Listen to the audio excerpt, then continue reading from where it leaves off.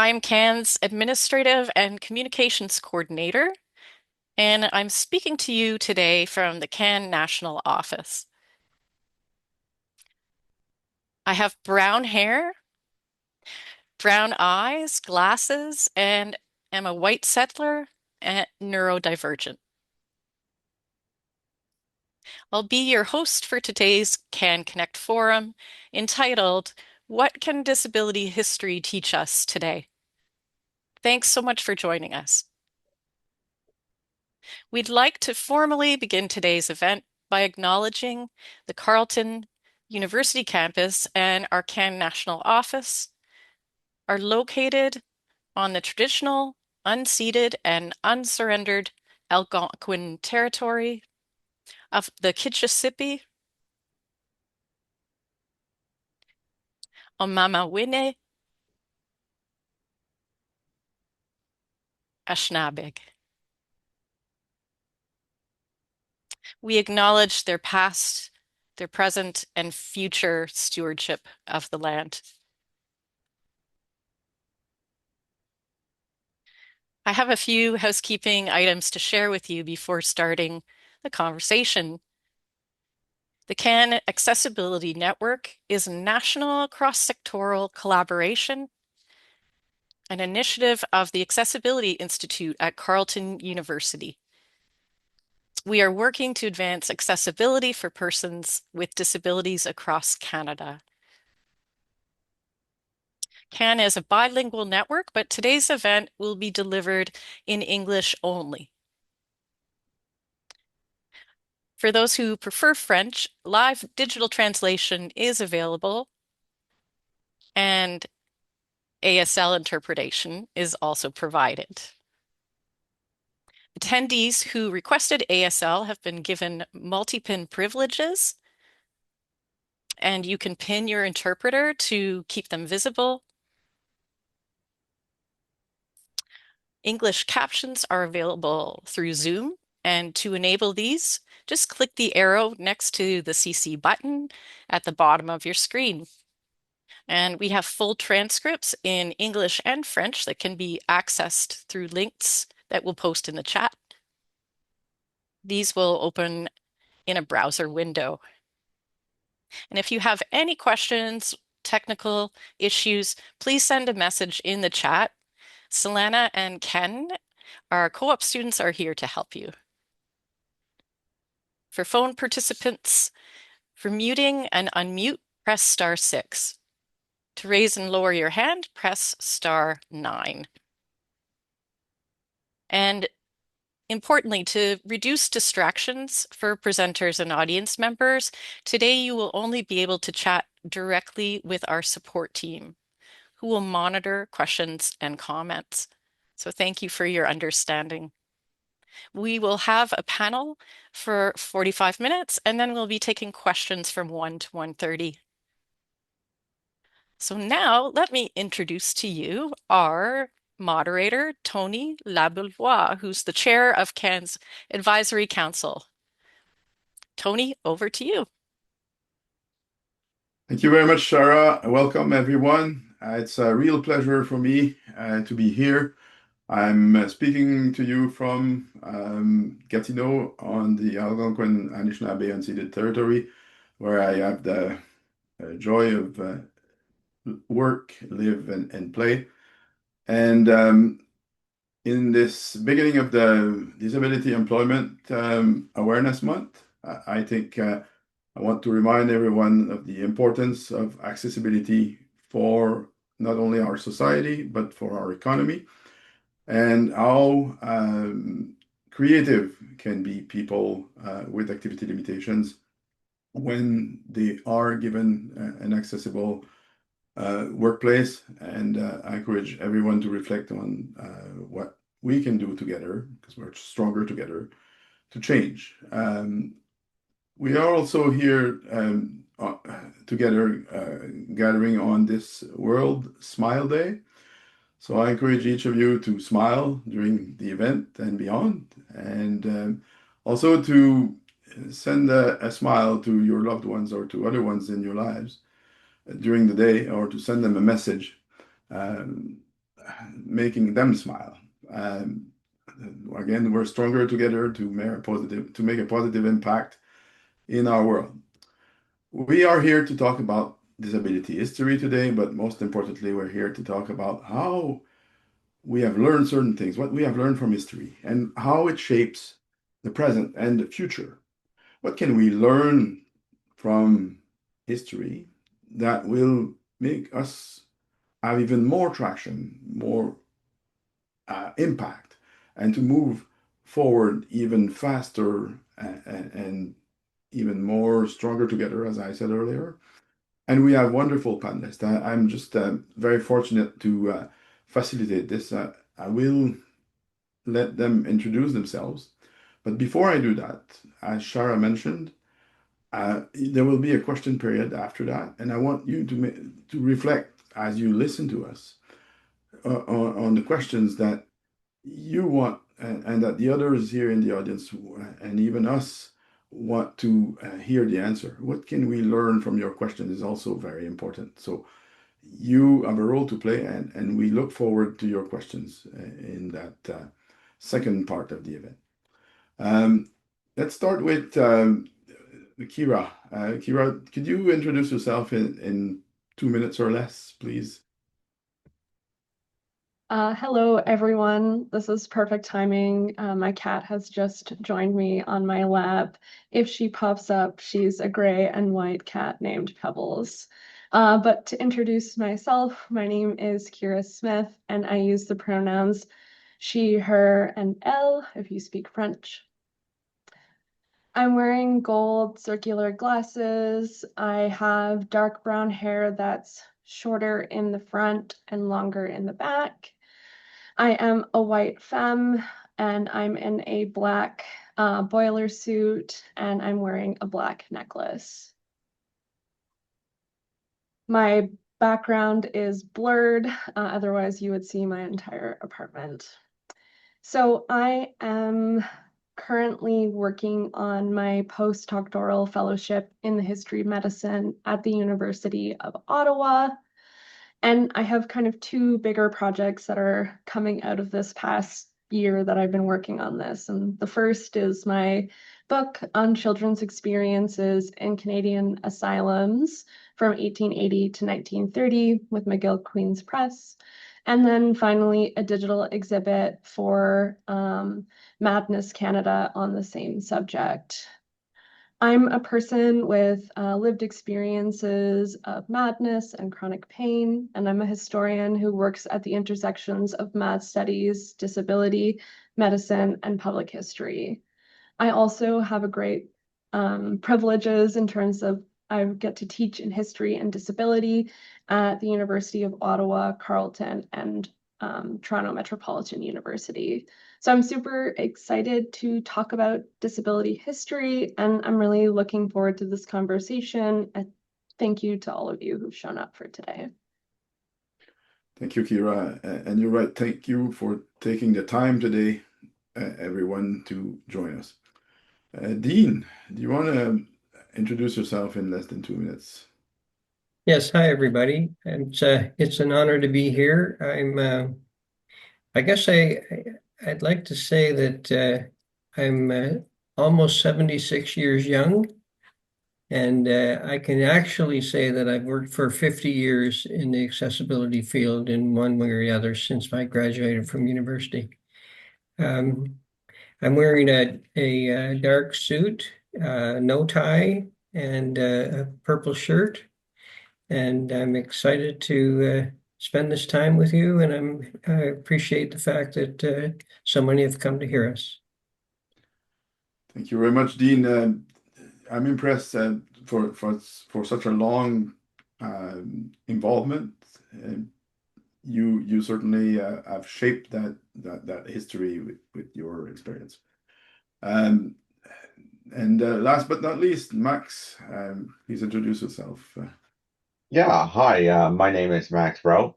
First, I'll give a brief description of myself. I'm middle 50s with gray hair and a gray beard. I have blue rounded glasses. I'm wearing a pretty funky little bow tie. That's kind of my signature. Wearing a nice blue and gray flowered shirt. And I would say that I have been fortunate enough to be one of the persons that have been mentored under the 50 years underneath Dean Melway. And don't get often an opportunity to thank him for that because he set me on my way on my advocacy work that I've now been, wow, Dean, it's been 35 years. Anyways, just a brief overview of what I've done, who I am. I've dedicated my experience in both public service and consulting. I have played a key role in shaping accessibility policies across Canada. My work has contributed to major advancements in inclusion, barrier-free initiatives, earning me the recognition of leadership and impact. I'm passionate advocate for systematic change. I have dedicated my career to breaking down barriers, fostering equity for people with disabilities. I've both worked in government, non-government, and corporations. I've had, I've advised policymakers, guided organizations into creating more inclusive environments, and worked to ensure accessibility is not just a requirement, but a fundamental part of our society. My latest book, The Race to the Starting Line, reflects on my deep commitment to this mission and offering my insights into progress made with work with all of the key individuals that are truly trying to make this country more accessible. Tony, thank you for this privilege today. Thank you, Max, Kira, and Dean, for this very inspiring introduction already. People like our panelists inspired me in my journey, and many others that may be in the audience today, and maybe that are lots that are not in the audience, but we're all shaped by the people, the events, the stories we hear, and that's what influenced our ways to move forward. So, Kira, could you tell us, in your views, what people's stories or events shaped our history and are still very relevant today? Awesome. Thank you for the question, Tony. I'm going to do a very me thing, which is answer the question, but also not answer the question. And I'm going to do that because I think sometimes when we turn to the past, we're looking for, one specific great story or great person. And there's a multitude of people with disabilities in the present and the past whose stories all matter. And historically, there's been a huge erasure of disabled people in the historiography and in our kind of public imaginations. And so I want to acknowledge kind of Mia Mingus, who writes that people with disabilities need to leave evidence and that we have existed, we continue to exist, and that we have always existed. And so over the last 25 years, disability historians and activists have taken up this kind of call to show that disabled people have always been here in a multitude of different ways. And when I first thought about this question, I thought a lot about like different books that I've read, like Dustin Gaylor has a biography on Beryl Potter. Recently, there's been edited collections like Untold Stories and Mad Matters that tells disabled and mad stories from the community and from a perspective of people with lived experiences. There are newer publications that challenge the erasure of BIPOC activism in the disability sphere, like Care Work and How to Go Mad Without Losing Your Mind and Indigenous Disability Studies. So I want to acknowledge that there's this really long, 25 years or so long legacy of many disability historians working towards kind of creating the evidence of disability history. In terms of my own areas of interest, one of the areas that I like to teach my students is around mad activism. And so this is going to be my actual answer to the question with my beginning caveat. And I like to situate a legacy of mad activism because it shows the various kind of tactics and ways people have organized collectively and individually to improve the lives of mad people. And it also shows us how like success in terms of activism can look different. And so this includes organizations like the Alleged Lunatics Friends Society that was founded in 1845 in Britain. These were individuals who came together to try and reform the laws and treatments of those who were put unlawfully into psychiatric asylums.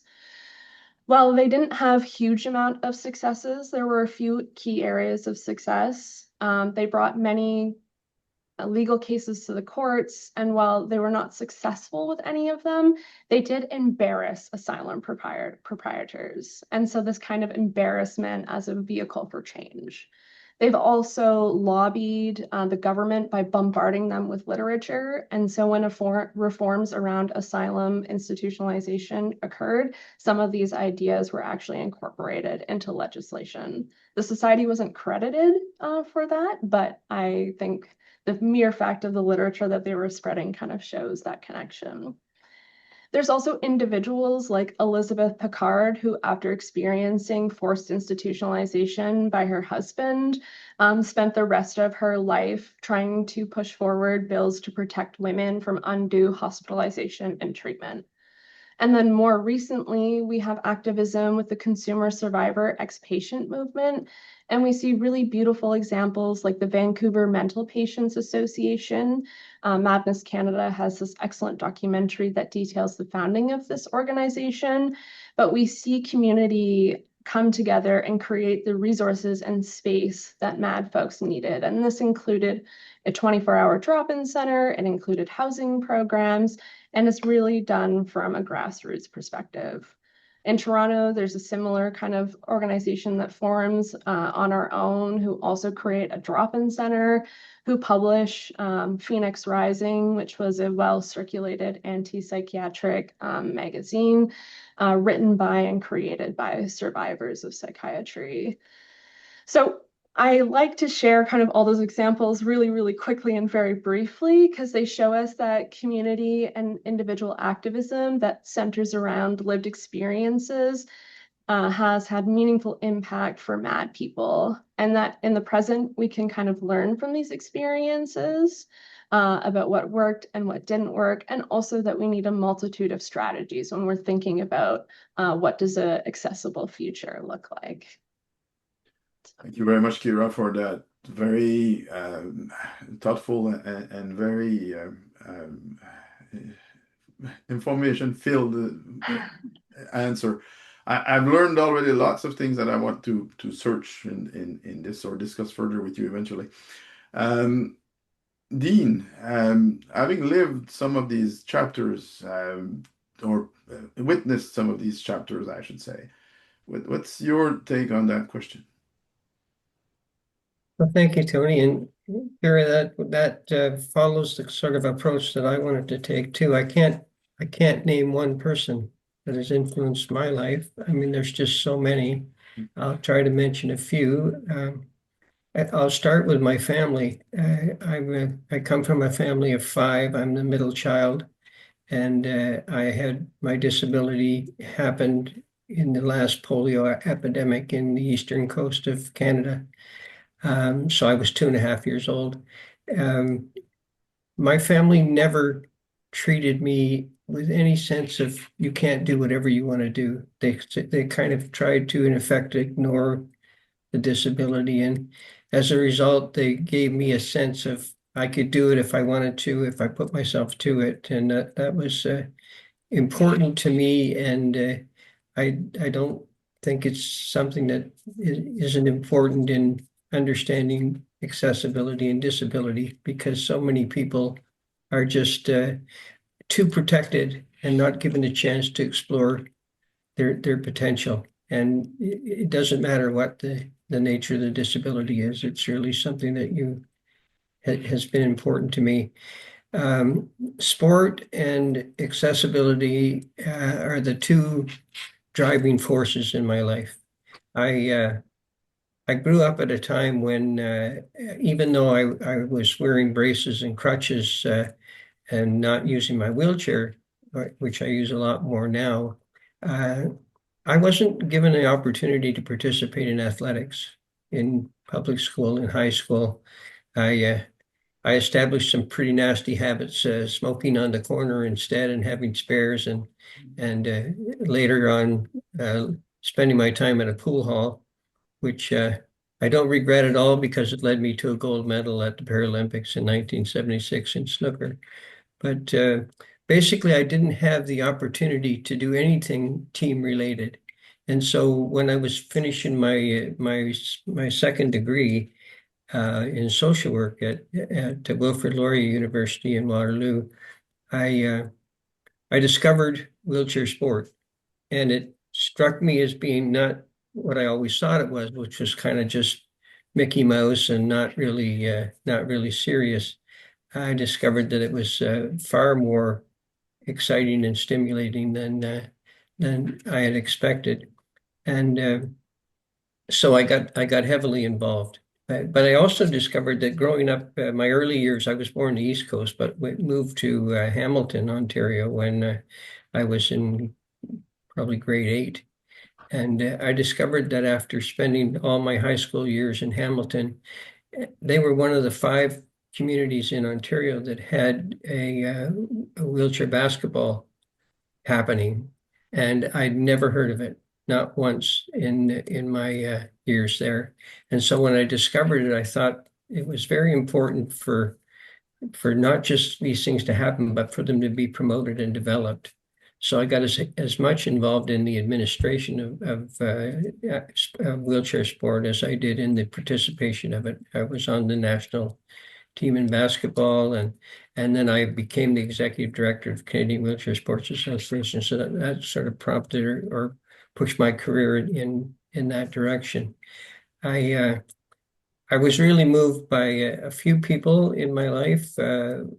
Probably the first one was Sir Ludwig Gutmann, the doctor who started the wheelchair sport program in England at Stoke Mandeville, and he was a key player and really influenced the start of that, and so many people benefited from it. Of course, Rick Hansen and I were teammates and became great friends, and his trip around the world really opened eyes, and he's never stopped working on accessibility since, so he's kind of a hero for me as well. And I could go on and on. David Onley, the former Lieutenant Governor of Ontario, he had polio. He's the same age as me. And we lost him a couple of years back, but he so moved the needle in terms of accessibility in Ontario and as a result across the country. And so there's no end to people that have influenced that and gave me that sense of you can accomplish, and there's much to do, even though we've been doing such wonderful things for so long. And I guess we'll get to that in later questions. Thank you very much, Dean, for that rich and authentic answer. I want to just take 30 seconds to say that the family, what you shared about your family is exactly what I could share about my family. I was born in an era where many people thought there was no fruitful path for someone like me. And on the contrary, my parents always believed that everything was possible, always encouraged me to take some risks in a managed way, with certainly some risk mitigations around them, but still encouraged me to become a better version of myself and to grow. And I think that's a lesson that we can all benefit from today and in the future. Max, your turn to tell us what the past is telling us that is still important today, and what stories or events or people. Well, You're one of them that influenced me personally, and I know Dean and others here are, so I'm sure you have some take on this too. well, well, I was one of the generation that kind of built on the shoulders of people like Dean and Rick Hansen and a few of those individuals. But the reality is that for me, I didn't know much about the our Canadian past about disability. to the point that it was only when I was writing my recent book that I really started really exploring all these kind of fun things. I mean, my mother would constantly come up to me and say, we don't know much about this area, but we think you can do something about it. Um, and she also thought, I would become a political leader. Thank God I did not become one of those. But the reality is that the past sets the future. And you'll hear me speak about this a little bit later on, but we are, in my opinion, probably in the seventh phase of accessibility, that we're slowly closing that up and getting ready for the eighth phase. And so there's been many, many phases in Canada of accessibility movement and progress. So we're always constantly building on one another and the other things that are doing. And like I said, earlier, I'm in my 50s. I'm starting to wrap up my tenure with advocacy. I hope to live as long as Dean and be doing this for another 20 years. But the reality is, I'm starting to work with young folks and starting to teach them about the stuff that I've done, and hopefully they can encompass some of that and move it on to what they're going to do in this new world of AI. So again, I can't really speak to the past as much as my other two colleagues can, but I will say that it's the foundation for everything we're doing today. Thank you, Max. Let's continue with the next question for you. How do these lived experience from the past or the lessons from the past have shaped the way we developed the Canadian Accessibility Act? Because you've been involved in that, and there was a lot of inspiration from others that we had encountered and others that were even involved in this. So, Yeah, and you were one of those folks. I want to remind people that the Accessible Canada Act was built by people with disabilities for people with disabilities. As a lot of people don't know this. The way that we created the act set a precedent, in my opinion. It's not only just about how we achieved it, but how we achieved it. It's a better way to create legislation.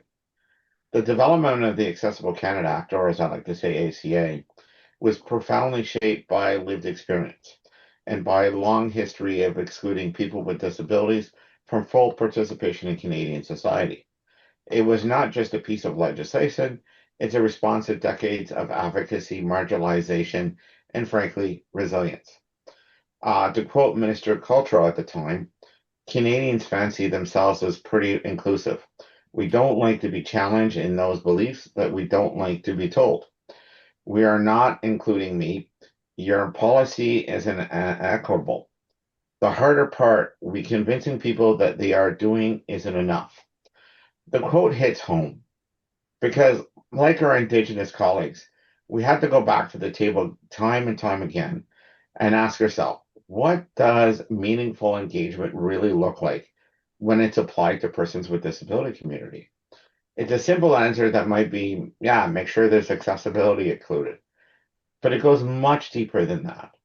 For example, make sure materials are sent in advance, even though be honest, most people don't read that until a few hours beforehand. And I'm trying to be honest with you, I'm guilty of that myself. Also, give people to participate and offer multiple ways to contribute. Not everybody is going to speak up in a meeting. I prefer to listen first and follow up with written notes later. But personally, I prefer Q&A sessions. They give me an insight to whether the presenter really cares about the subject or is just going through the motions. I know that that might sound a little harsh, but in my opinion, you can often tell something is being treated as a must do or is just sitting on the corner of a desk. Over the time, many people organizations have worked hard to develop engagement tools that are supposed to be universal, and some are decent, but a lot just fade away. That's why I stick to three key principles and beyond the tools. One is provide the physical space for inclusiveness with a lot of room to move and spread out and allow people to be comfortable. Two, I'm giving people enough time and the opportunity to be heard. Time and time again, people really, really hate silence. So you find a lot of people, When it gets into a silent mode, they just get involved. And most important, truly listen. And remember, people hate silence. Sometimes the best thing to do is to give them the space and speak, even if it takes a moment. History also played a vital role in shaping the ACA. Canada has failed many times to uphold disability rights, from inclusive public spaces and weak policy enforcement entrenched in ableism. These failures made it clear that we couldn't keep using brand aid solutions. We needed something national, corporate, and incorporated and enforceable and rooted in their lived experience. So that's why when you look at the lived, when you look at the act, there's one really key point that I always come back to, and that is it needs to be made public. Anything, any corporation, any organization needs to make it public. In my recent book chapter, The Race to the Starting Line, the Lego Sessions, I talk about how building inclusive systems like building with Lego. You have to be intentional, flexible, and understanding that every piece matters. And that's why the ACA is a structure built with thousands of individual stories, each one adding to the strength and the shape that the final design. This is how we build the bones of Bill C-81, which became the ACA. And I'm looking at one in person right now, Tony, who was in those sessions themselves, and he could probably address that shortly after I finish. In short, the Accessibility Canada Act is both a product of history and a hopeful blueprint for the future, crafted by those who lived with gaps in the system and are now shaping the solutions. Thank you. Thank you, Max. Yes, that was a real shift and a really creative way to think and really include what was really needed in the legislation.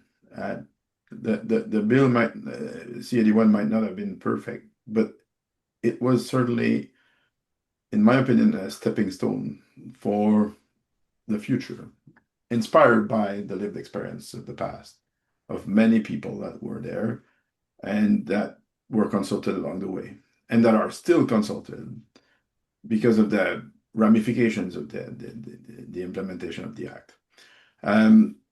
Dean, when you reflect on the ACA, it's in the past now. It was passed in 2019. What are your thoughts on this? What lived experience from the past? Well, thank you for the opportunity to speak to it, and Max, thank you for your presentation. That was very informative. I'll have to get your book now. Listen, the big thing is I had the opportunity too to participate in the lead up meetings of various groups. I participated in a couple of them. So there was really good communication in the development of the act, really good involvement of the community, and that led to a great starting point for the act. But it is a starting point. I like the name of your book, Max, when you say the starting line. We've been at this for a long time, and I've been at it personally for a long time, and I've seen so many things just be repeated. We keep redoing the same work. But it's a building and it's moving forward. We're at a point now where I think things like the Can Connect Forum, things like Can itself, are the direction that we need to. I mean, so many people are working in silos, and if we can get people to come out of those silos and speak to others and share that information, we'll move much faster. But the big thing about the act, and the same thing with the Ontario legislation, is that the words are good, the work is good, but the enforcement is going to be the key, because enforcement is what's been really missing. And you can buy a building and put a restaurant in it today, and it can have 6 steps at the front, and you're not going to be stopped from doing that. It's just, the laws should give you all the information about what makes something accessible. And the bill, I'm terrible with numbers, 851 or whatever it's called, the the building code amendments that allow for accessibility are not mandatory. They're they're you can choose to use them. If you're building something new, they have to be applied. But if you're building on to something you already have, unless it's considered major construction, it's not mandatory. And so it's sad that I mean, the hope when they did the Ontario Act was that in 25 years we'd be accessible, but really we're a long way from accessible, and here we are at 2025, which was the target.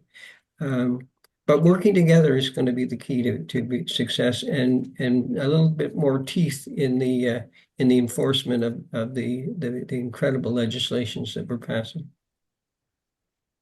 Thank you, Dean. I totally agree with that as well. Kira, given your vast background in disability history, what are your thoughts on the ACA, its existence, its creation, and the future? Um, I mean, I really like how Max kind of honed in on the like lived experience and community aspect of it. When when I study the past or I read other people's studies, the pieces that I try to impart on my students is, how lived experience itself is valuable. And when we're thinking about what does accessibility look like, there are tons of people with expertise and experience about what accessibility looks like. And so that kind of dream work and then enacting of that dream work is very much, in my mind, should and always be embedded in community and in the expertise of that lived experience. So I want to acknowledge that and from what Dean was saying as well in terms of um coming out of silos as well and can being a space for people to come together, like partnership is so powerful. And we saw that in examples in American history with the 504 sit-in and the involvement of the Black Panther Party supporting that protest for accessibility in the United States. So I don't have too much to add there, but I do really want to echo in and highlight that lived experience element and understanding that knowledge comes in all forms. And I recognize that I have a PhD, and that's given me a lot of lovely things, but that's one way of knowing, and experience is an equally valid, if not in some cases, like a more valid way of knowing. Thank you very much, Kira. I also think we're stronger together, as you all said. I also think that Canada has been a wonderful addition, a wonderful space for discussions. And yes, in my experience, Kira, lived experience is at the core. The people are at the center of accommodations, accessibility, um, pride and satisfaction and success, and whatever the key measurements we would choose, the people are to be at the center, and it was recognized in the act and in the strategy following the act. Nothing without us, about us, without us. It's very important that the people are there.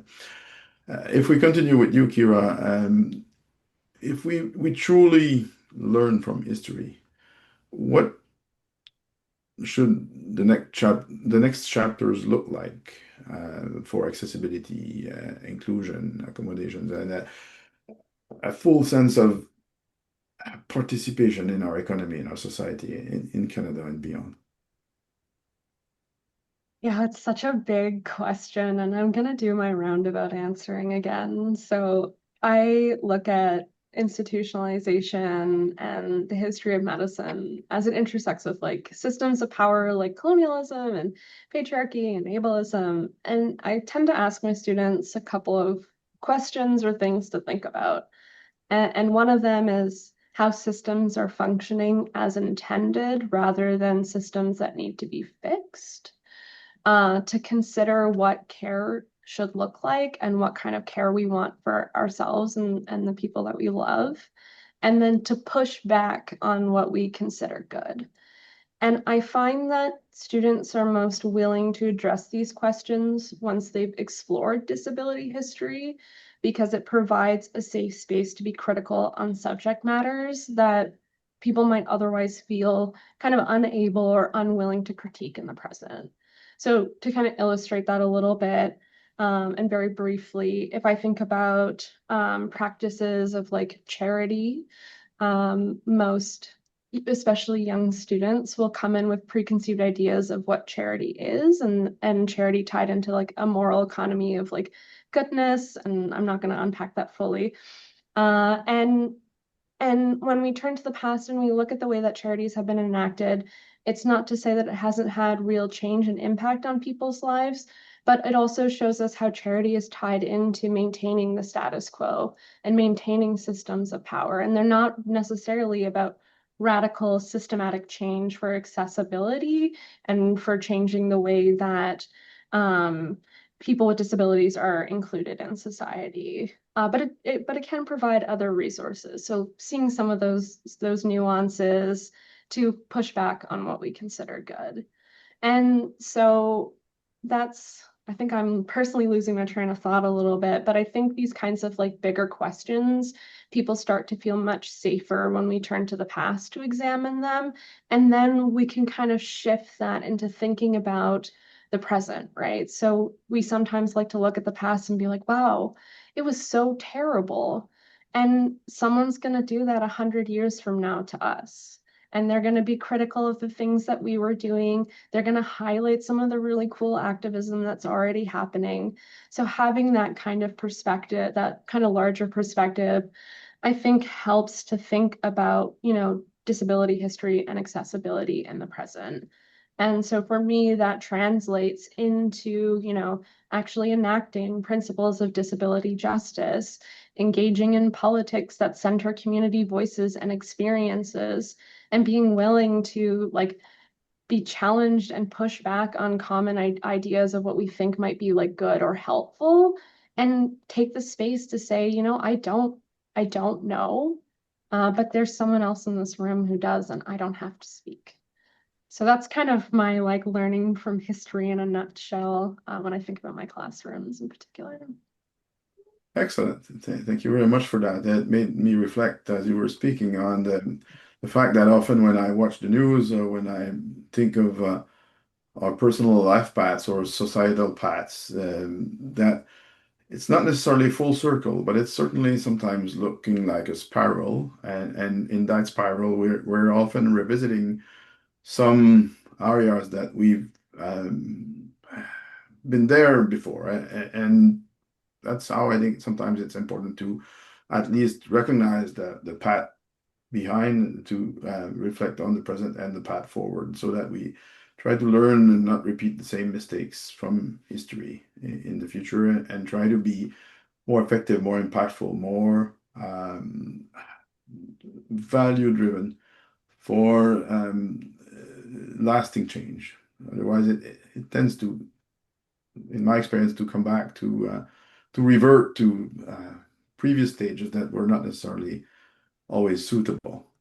Um, I will want to ask Max that question. Given your experience in your career and with the ACA, how do you see the next chapters coming, and what can we learn from history, obviously? Thanks, Tony. I strongly believe that we're approaching an end of another accessibility cycle in Canada, and I mentioned that recently.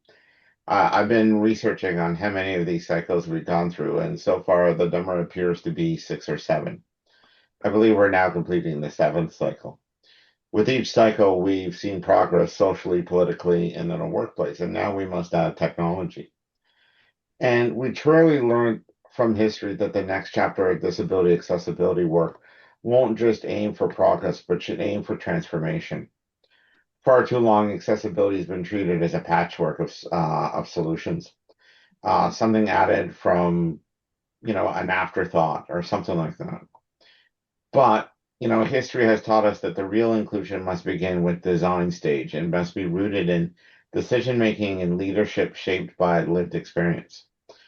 We've seen what happens when disability voices are excluded in accessibility spaces, inequitable policies, the systems that assume that some people don't belong, but we're also seeing what becomes possible when those voices are led. I usually call it, and something that Dean deals with a lot is what I call retro accessibility, when you have to look at a building and go, now we got to fix that up. The Accessibility Act is a powerful example. It was built by people with disabilities for disabilities, as I mentioned, but it's not also perfect, but it's a strong foundation which we can build on. And when we were first building it, many people approached me and said, "But why are we doing this, Max? I mean, we got a provincial legislation, we got this, and we got that." And I said, "Well, the reality is all we have is a Charter of Rights that says that thou shalt not be discriminated against, but it doesn't tell us how it's going to be done." And I believe that fundamentally, by having the ACA, yes, Tony's mentioned it, I mentioned it. It's not all encompassing and does everything for us, but we, and I mean we, the 50, 60 people who designed this act, we designed it with one thing in mind, and that is to allow you as individuals to partake in the process of making Canada accessible by 2040. And during this experiment, we hope that you stand up and start making some, bold choices and start pushing back on the federal government on some things. Now, I got off of my speech here, but the future can look very different. Imagine a society where accessibility isn't about compliance or checking boxes, but about creativity, innovation, and human dignity.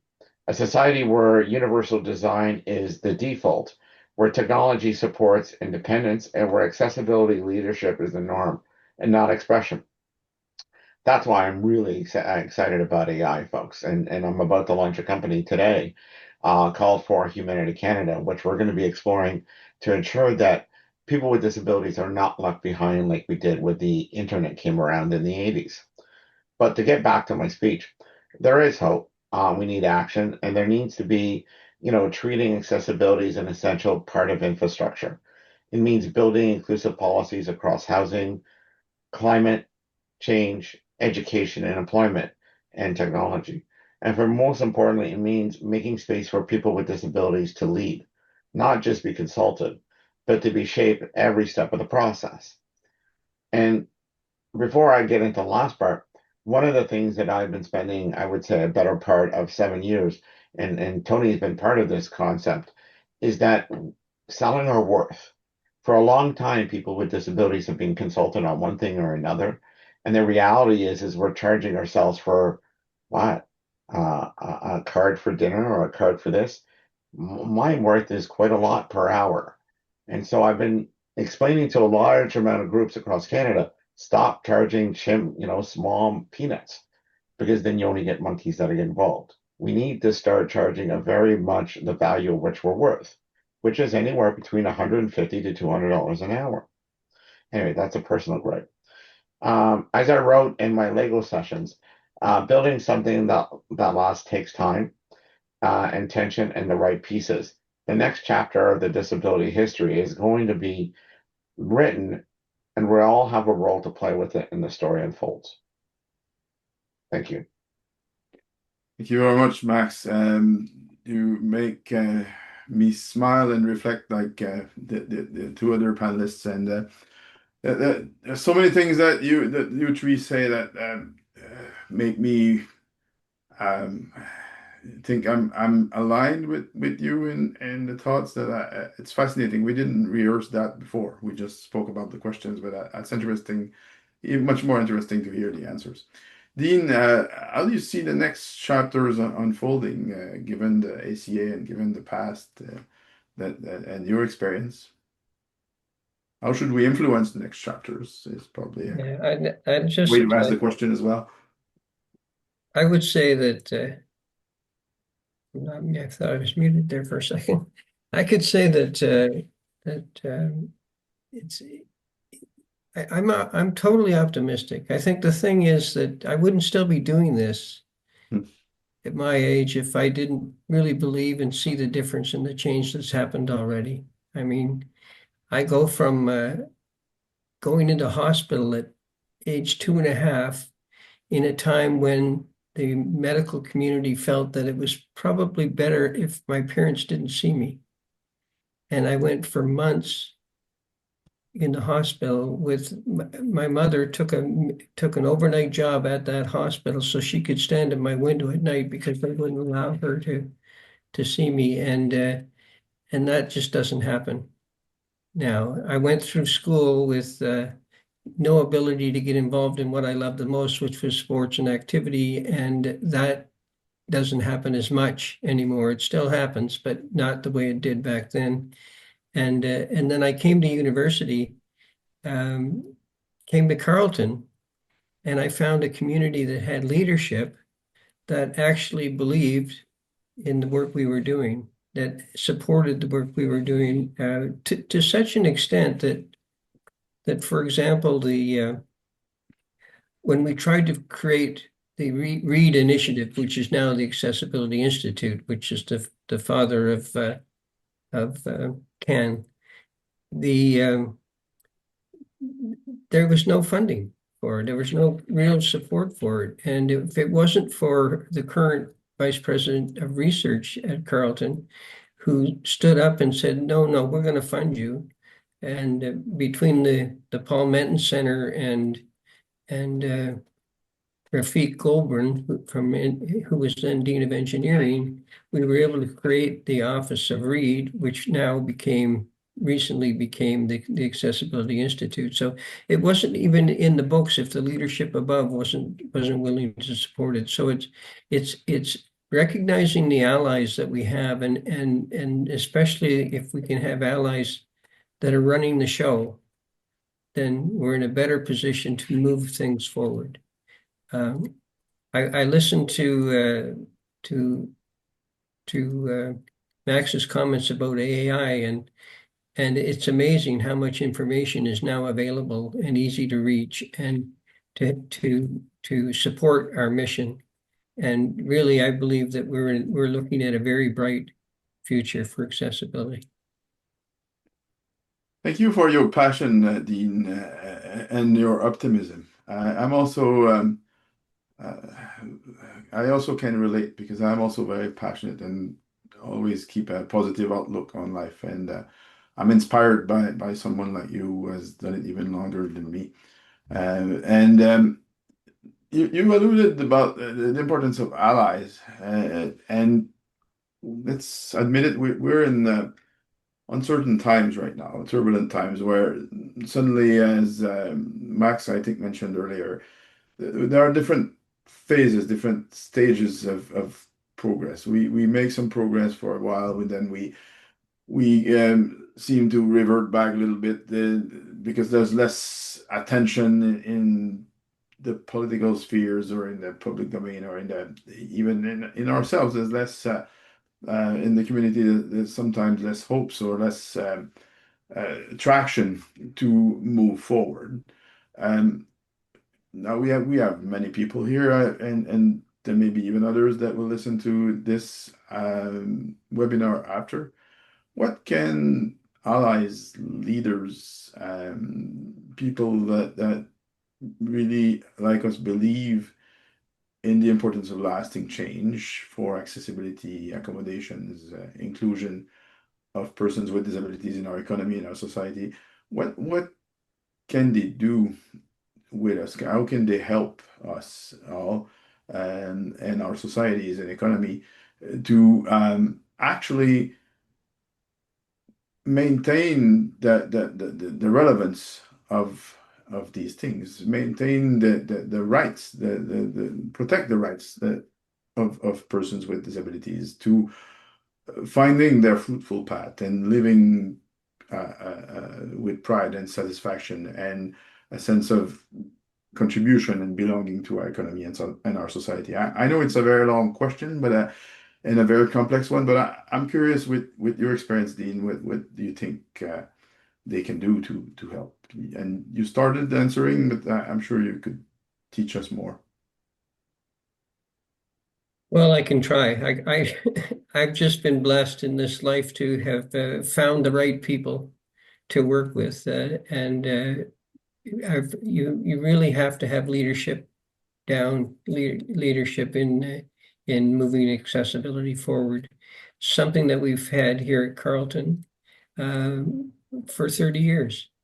And it's really been a tremendous opportunity to be part of the work that led to the creation of CAN, the incredible work that the team there has done. And the team there, if you think about it, 10 years ago, 15 years ago, when we started the READ initiative, the team was me and a group of volunteers. And now look what we have. Look how many people are here. Look at the talent of Boris and Julie and Tara and the rest of the team that they've gathered around them at the Paul Mentz at the Accessibility Institute, and now connecting that wider. I think it's a very good time for us. It's a very good time to take that forward, but the key is going to be leadership. The key is going to be having allies who are in a position to move the needle. And that for me, that's happening now. Information is so available now. The opportunity to turn ideas into reality is so much better. So excited time. Thank you, Dean. Again, very positive and very action-oriented. Kira, what do you think allies and leaders can do to help? Yeah, I think it's so one of the things that I think is important as a takeaway piece is to like reflect on your own positionality and the places of influence that we have. I agree that leadership is important, but sometimes leadership doesn't hold those values. And so thinking about if you're not in a position of leadership, what from your position can you do differently, or what influence could you have in a particular space? And I come at this from thinking, again, in my teaching practice, where I get to see students apply what we've learned in disability and MAD history to their jobs. So I've had nursing students tell me that they didn't really think of their positions as positions where they hold power, and now they're thinking about their relationship of power. And I've heard stories and anecdotes from my students where they've changed the way that they've interacted with people, that they took a beat and thought, wait a second, I need to approach the situation differently. And they're not in the nursing leadership. These are, student nurses, early graduate nursing students who are, applying that learning. And I've had in non-medical settings, a student who worked for a private investigation company who created a whole policy on how to deal with psychiatric records because those were something that they dealt with. And he was seeing a lot of really like problematic ways that they were addressing those records, and created a company policy to have them approach that kind of private investigation differently. And so those stories to me really reflect on thinking about our own positionality and places of influence. As an instructor, I try to create a classroom that's inherently accessible. I don't require people to have official accommodations. If something needs to be changed, I will change it. I show up with a doorstop because as much as I love Carleton's accessibility practices, it's not a fully accessible institution. There are lots of classrooms that are hard to navigate, and even just getting through the door is a pain in the ass. So really, I think, yeah, thinking about positionality and places of influence that we all have, because we all have a place of influence, no matter how big or small. Thank you for that. I really think that leadership and influence are not necessarily just related to the level or the position that people hold. It's a trait of character that we all have to stretch and develop, and then that again we're stronger together when that leadership and influence goes in the same direction to towards lasting change. So thank you very much for that. Max, before we go to the questions of the audience, and I remind the audience that we're looking for their participation, their input, their thoughtful questions or comments, or even complaints, or whatever. We will take them in a minute, but what's your take on how allies can make a difference? And I know you with the publication of the book, you're um, using the book as a catalyst to create an even broader movement, even more, bring even more allies, bring even more awareness on the challenges of the future. Even some chapters of the book are covering AI or other things that need to be improved in terms of accessibility accommodations or thinking proactively. So I'm curious to have your answer, and so you can also tell us a bit about your Winnipeg event and other things that you're doing to again raise awareness and tie the future chapters to mainstream of our economy and our society. Yeah, at the end of the day, I'm going to say one phrase here. And when I first started working in the federal government, I was dealing with a statistical number of 4%. We represented as a community 4% at the time. And I kept on challenging this number because it was like, where'd this number come from? And anybody who knows me, I like to know the root cause of things because if I'm going to go around selling something, I'd like to know where it comes from. And basically, I discovered it came from PALS. For the love of God, I can't remember what it stands for, but it basically is a Statistical Canada survey. It was called Participation and Activity Limitation There Survey. you go. It's been And replaced by the Canadian Survey on Disability, but which the has been renewed now for another 5 years, which is wonderful news. Now, sorry for the statistical. no, step Uh, in when you can. but for me, when you don't measure something, it doesn't exist. And now Right. there's a commitment, even in those times, to measure for the next 5 years disability accommodations and all the accessibility dimensions that we have already measured in the past. So that there's a commitment, despite the circumstances, to do that. So sorry, Max, for the No problem. interruption. When I came I on couldn't board, resist. Tony, PALS hadn't been used for 20 years. Yeah, So when we were talking about using 4%, it was 4% from 20 years prior to when I stepped into my role. Now with the ACA that came back into force and came into force, the number now represents, and I'm telling you, this is an astonishing number because remember, we were working with 4%. 27% of yeah. Canadians now self-identify themselves as having a disability or multiple disabilities. And I cannot tell you, as a person who sits in boardrooms and policy shops and all that kind of fun stuff, 4% was, yeah, we could deal with the 4% loss. But companies and businesses and governments cannot ignore the fact that now the population now represents 27%. And I created something on my website on the Max Bro SMA Foundation where with my book, I plan on going across the country, which I am. I'm going to be visiting Winnipeg on November the 4th at the Canadian Museum for Human Rights on that evening. Tickets are still available, and I really highly suggest that if you're in the region, come and see me. Come and buy with your admission, you buy a book. Now, here's the thing I really want to leave on this note, Tony, is that I kind of take a little bit of Dean. Dean's been built into me that you got to have an optimistic point of view. You can't always be negative about this, but positively wise, when we now nearly represent 1/3 of the population, we should start pushing some of these angles a little bit harder and making sure that our politicians know this because here's the reality of the situation, right? 42% of the people voted in Canada. Let's do the math here, folks.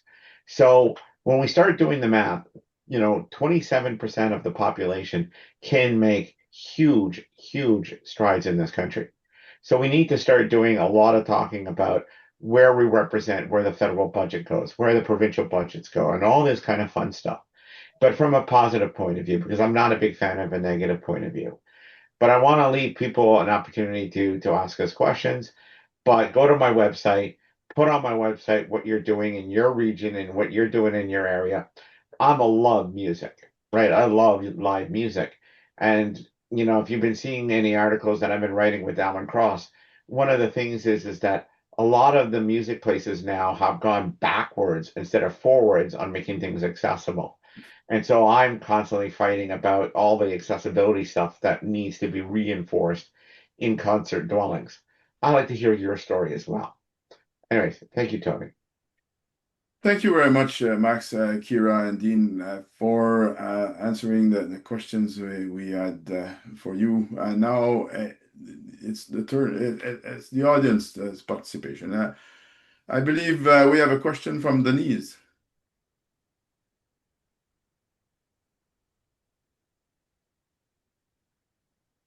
Hello. Hello. Oh, my camera's at the back for some reason. Okay, well, now you're looking at my shelf. Okay, so I guess my question was coming from the idea of what is enough and who gets to say when it's enough. Because I mean, my perspective, I'm at midlife, probably late life if you count disability adjusted years, but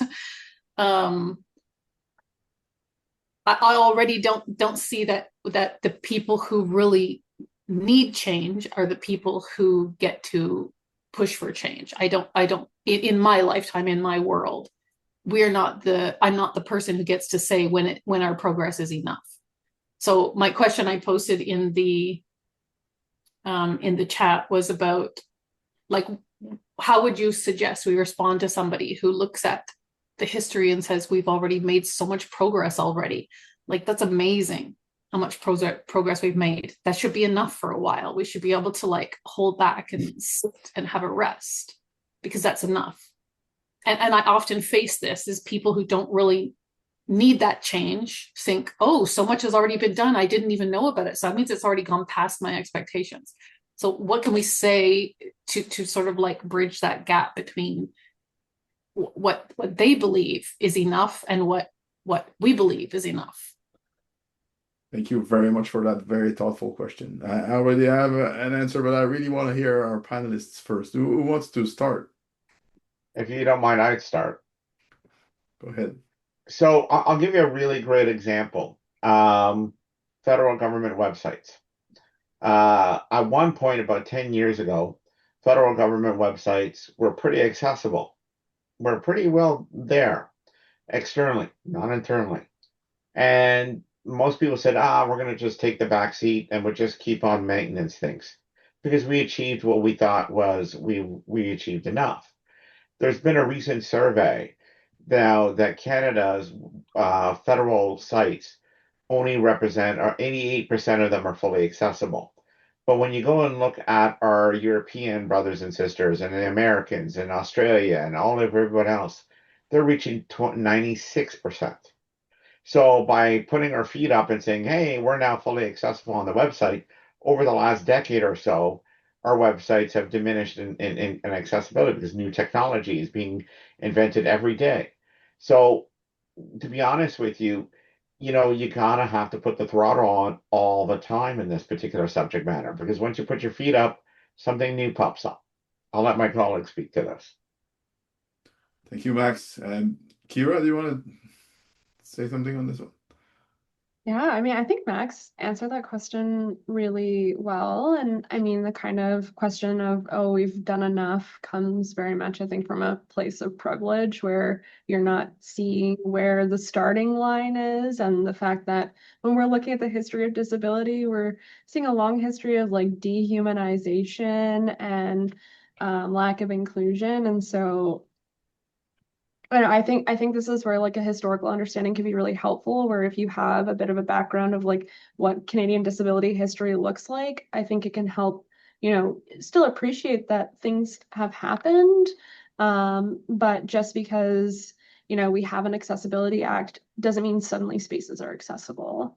Carleton is, said is one of the most accessible campuses in Canada, and And that is great, but it is not perfect. And what accessibility looks like for different forms of disabilities is not always included in this conversation around accessibility either. So I don't know, just keeping an open mind, and I think history kind of gives us a space to like understand that, but who gets to decide it's enough, or like people with lived experiences who need, yeah.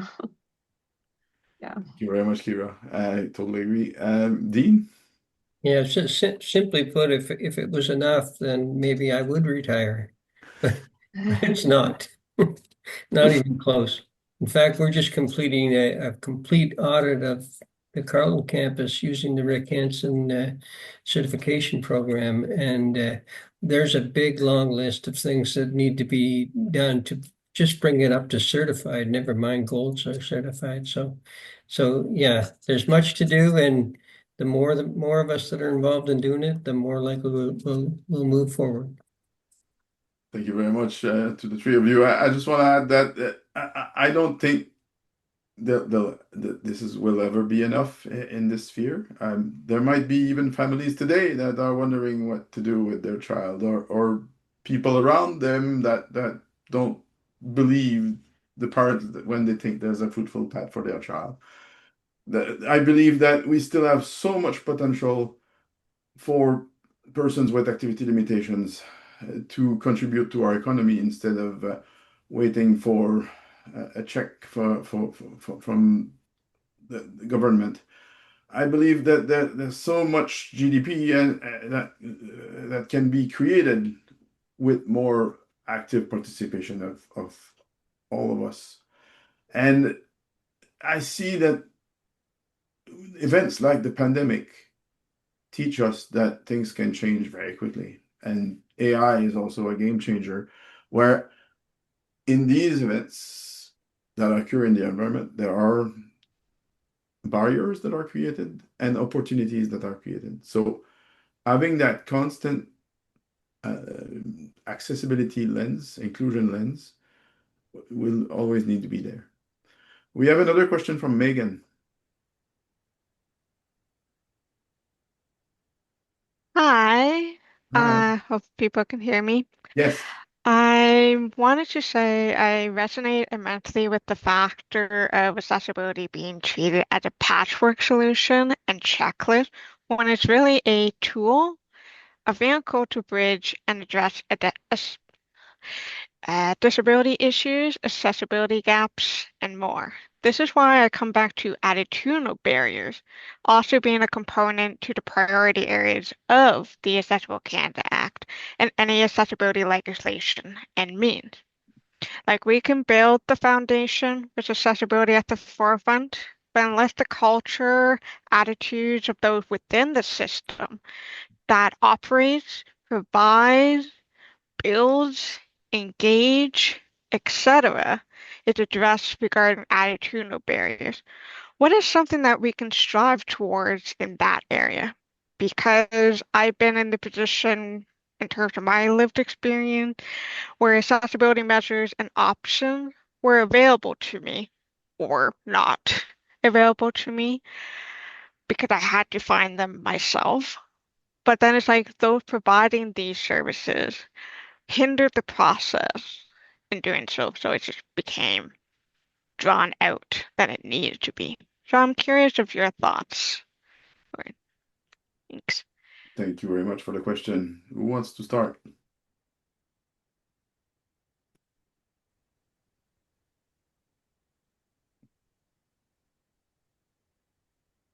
I guess I will.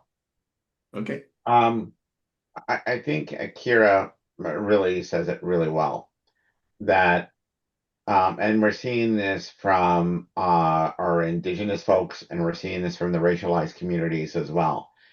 When people know about the history of things, when they know that it's not a Johnny come lately phrase, sorry anybody who's Johnny listening, but when people realize that this has been systemically around for a long time, these particular issues, and that we've been trying to address them for a long time. And again, Tony mentioned this about COVID. One of the biggest things about, that really we as a community benefited from COVID is that we all were allowed to work from home. Like I cannot tell you for almost 20 years how many people advocated to let people with disabilities work from home and how their productivity would just skyrocket if you let them work from home. And I was just writing a particular article that there's a problem when we're working from home is that you don't know my layout in my house, but my bedroom is literally 20 feet from there. So I would wake up in the morning during COVID, get into my wheelchair, because most people I didn't say I was in a wheelchair, wheel over into my office and start working. And that would be 6 o'clock, 7 o'clock in the morning, and I'd be working until 8 o'clock. So, my employer has got, ooh, I don't know, an extra 4 hours out of me every day. And I can tell you a lot of other people that was the same way. Mhm. So, what I'm trying to say in a really, really kind of fun way is that um, we need to, as a community, spend a lot more time saying that we've been here from day number one at the start of this country. We've been here at all the monumental moments of this country. We're part of the fabric of this country.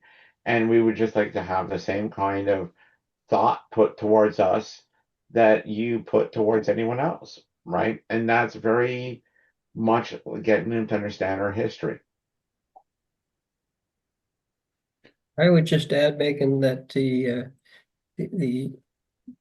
the whole idea of culture change, the whole goal that we're aiming for is that the culture adopts the values that we're talking about. And that's why we're nowhere near done.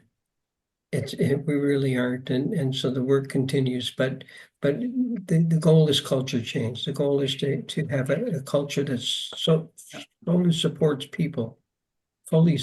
people, regardless of what disability or strength or weakness they may have. About culture, openness, sense of pride and satisfaction, happiness that people all have a right to aspire to. Kira? Yeah, I mean, I think Max and Dean put that really well. And I would just echo that, I mentioned history access kind of like a safe space for people to start doing some critical thinking they might not feel equipped to do in the present day. So really teaching, having those conversations, being the feminist killjoy in the room where you're willing to say, hey, this isn't good enough. And also just like cultural representations matter too, right? Like the way that disability comes up in social media or in TV shows and movies, kind of all contribute to that. So it's a much larger picture. But when we're thinking about history and activism, I think a part of it is always kind of changing and shifting those like cultural and attitude barriers. Wonderful. We have another question from Caitlin.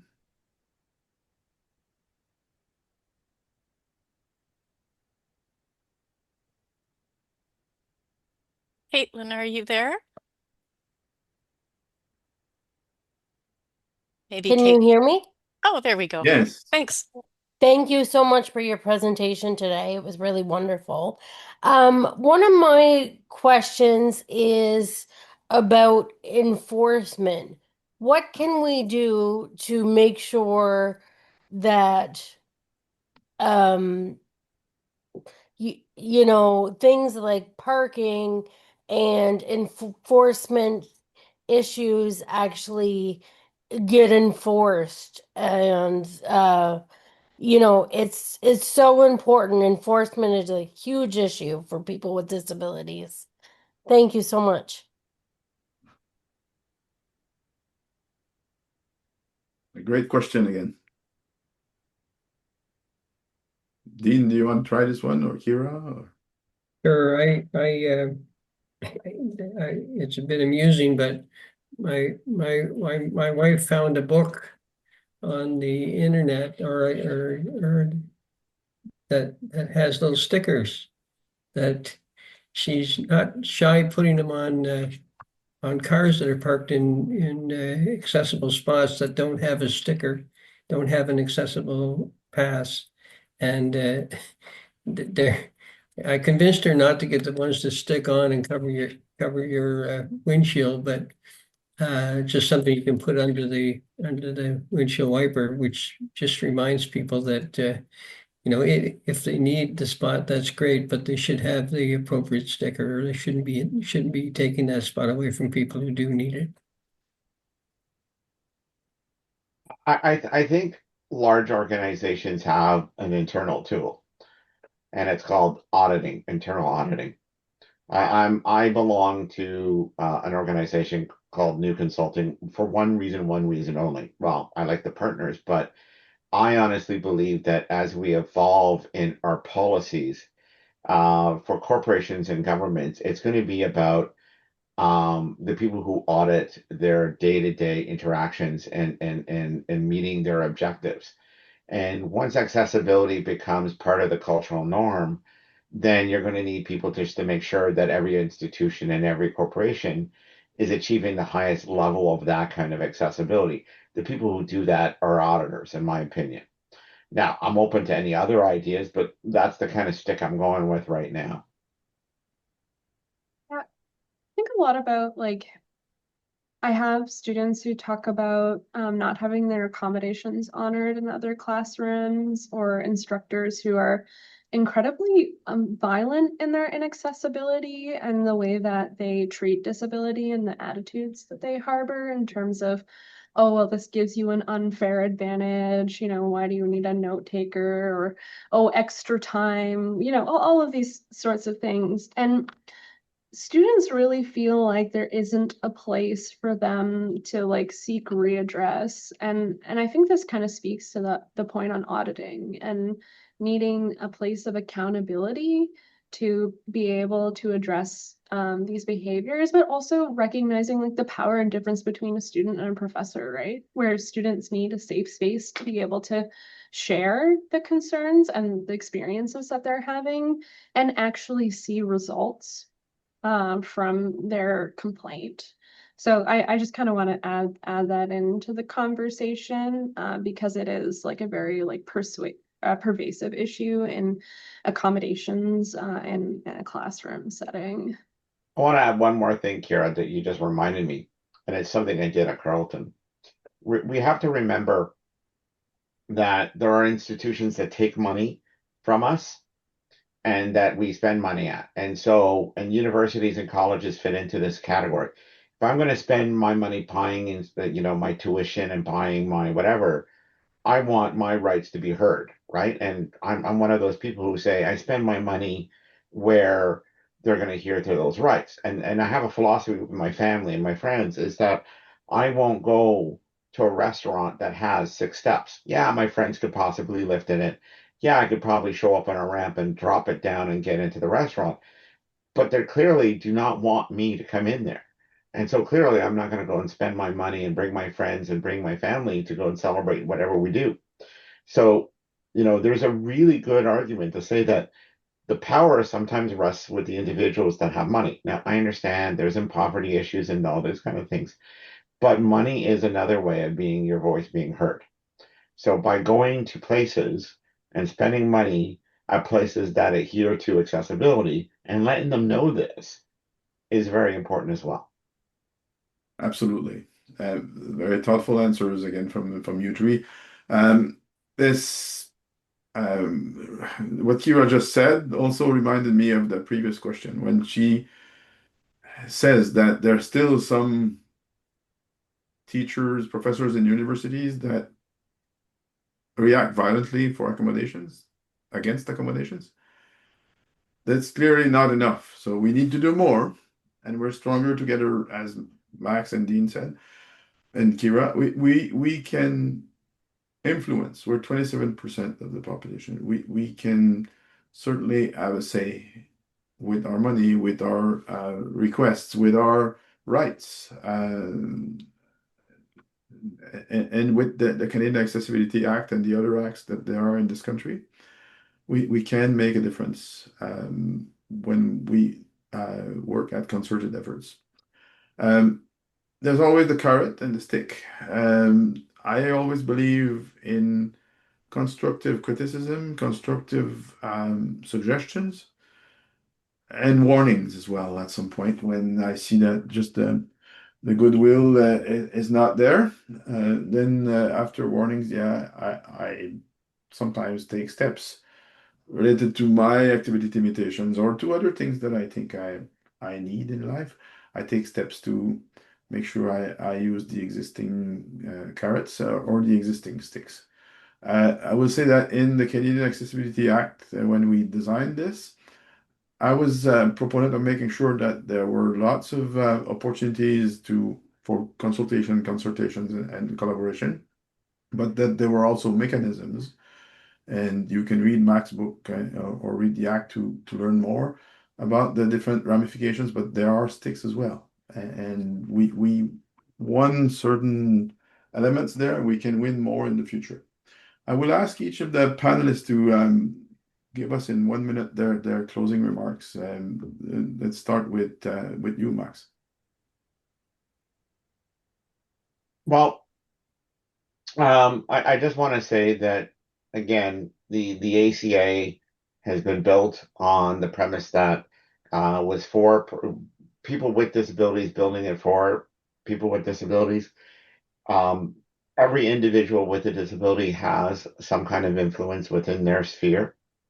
And that's really what's important to understand is what you have at your disposal with your allies and all the fun stuff. People like Dean and Kira and myself, we only could do so much in our days. So we always, I always say to people, the power, the ball is in your hand to go and do something, about it. Pick something passionate and then start putting a strategy and going to deal with it. And you'll find that there'll be a lot of people out there that will be supportive of what you do, namely myself. Thank you. Thank you very much, Max, for your participation and for these thoughtful comments that you made all along. Dean, what is your closing? Yeah, it's been a pleasure to be here, and it's been a great opportunity for to share our views. But the important thing is that everyone who listens talk to others and try to do your own effort to be part of making the changes that are still needed, because there's a lot still to be done. And nice to nice to see Max and meet Kara and see Tony. And thank you, Shara, for helping us get our message out. Thanks a lot, Dean, for this today, but also for your passion and your efforts and successes all over these years. It's much appreciated. What we benefit from today comes from people like you, and we really appreciate that, and we'll never forget. Kira? Awesome. Thank you, everyone, for being here. And thank you to everyone who's made this panel successful and functional.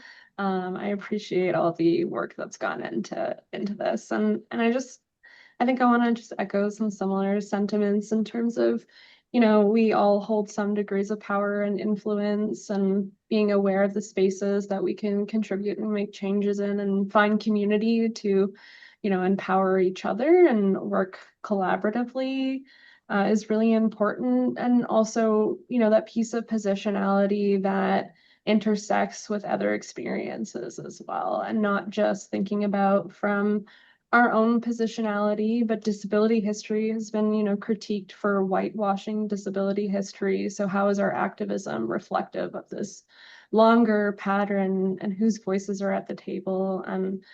And so thinking about positionality also in a wider context beyond ourselves is really important. So thank you all for attending today.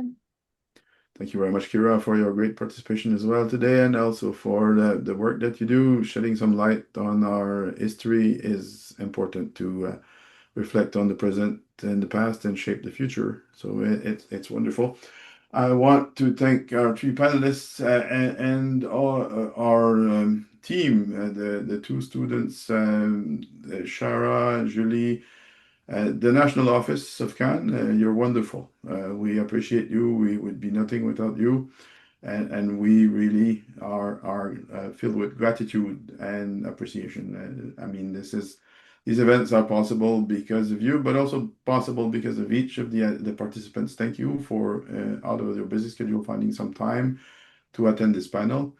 Dean almost stole my closing remarks, when he said that you're our allies, you are ambassadors, you're the ones that can make change possible, and reflect on at least one takeaway today and speak to at least three people or more that can become our allies, our ambassadors, our colleagues. You can join CAN as well if you or attend future CAN Connect forums, hopefully.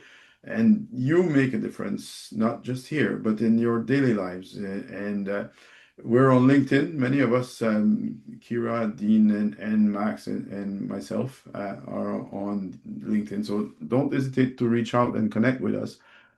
We would be pleased to continue the conversation and to get to know you better. Um, Thanks a lot. Wishing you a wonderful day. Don't forget to smile, and an excellent Disability Employment Accessibility Awareness Month. And Take care. All the Tony, best. oh, hi, Tony. I'm just going to jump in at the end. Okay, sorry. From the national office, I just want to thank you, Tony, for your amazing moderation, and to all the speakers. It was really, really good. And we're getting already a lot of great feedback in the chat. And so I just wanted to let everybody know that we have a feedback form that anyone that is participating today can fill out, and this will help us develop future Can Connect forums. So fill that form out. And also we have a very important Can Connect forum taking place on November 4th. And November is Indigenous Disability Awareness Month. And so to honor that occasion, we're going to have a forum on Indigenous accessibility perspectives. And I'm very excited about this forum.